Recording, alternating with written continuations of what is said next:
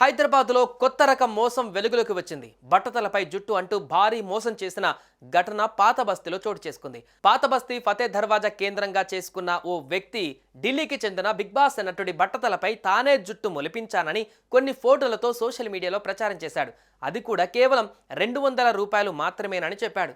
దీంతో బట్టతలపై జుట్టు వస్తుందని నమ్మిన స్థానిక ప్రజలు ఫతే దర్వాజా ప్రాంతంలో ఉన్న బిగ్ బాస్ సెలూన్కు పోటెత్తారు. గత కొద్ది రోజుల కిందట సెలూన్ ముందు క్యూ కట్టిన వందలాది మంది యువకులకు గుండు గీసి కెమికల్స్ రాసి పంపించాడు. ये हमारे वकील भाई है, पूरे भाइयों की हेल्प कर रहे हैं, क्रीम लगा रहे हैं वकील भाई।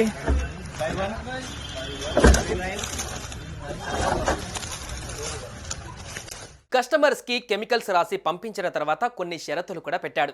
గుండు ఆరిపోకుండా ఉండాలని, గుండు పైన నీళ్లు చల్లుతూ ఉండాలని, నీళ్లు కిందకి జారకుండా బట్ట కట్టాలంటూ షరతులు పెట్టి పంపించాడు. అలా గుండు గీయించుకొని కెమికల్ రాయించుకొని వెళ్ళిన వారందరికీ మంట రావడంతో పాటు కొందరికి రియాక్షన్స్ అయ్యి బొబ్బలు కూడా వచ్చాయి. దీంతో లబోదిబోమంటూ చాలా మంది ఆసుపత్రికి వెళ్లారు. సాయంత్రం వరకు కొన్ని వందల మందికి గుండు గీసి డబ్బులు పట్టుకొని వకీల్ వెళ్ళిపోయాడు. ఇక ఆసుపత్రిలో చేరిన వారు పోలీసులకు సమాచారం అందించడంతో అప్రమత్తమైన బిగ్ బాస్ సెలూన్ యజమాని పరారైనట్లుగా తెలుస్తోంది. ఇప్పుడు ఈ గుండు వ్యవహారం పాత బస్తీలో సంచలనం రేకెత్తిస్తోంది. బట్టతల మాట ఏమో గానీ ఉన్న ఎంట్రికలు పోయాయని అందరూ బాధపడుతున్నారు. रमजान के महीने में भाई ज्यादा से ज्यादा शेयर करिए वीडियो। चंदोलाल बारादरी, वजीर अली मस्जिद और फ्री दवाई लगा रहे मेरे भाई, कोई पैसा नहीं है इसका। खाली 4 दिन जो ना 3 दिन तुम्हारे को परहेज करना है।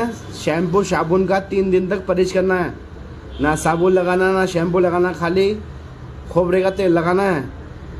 खोबरे का तेल लगाए तो बस बारीक बारीक आए तो बारीक बारीक रैसेस होते हैं।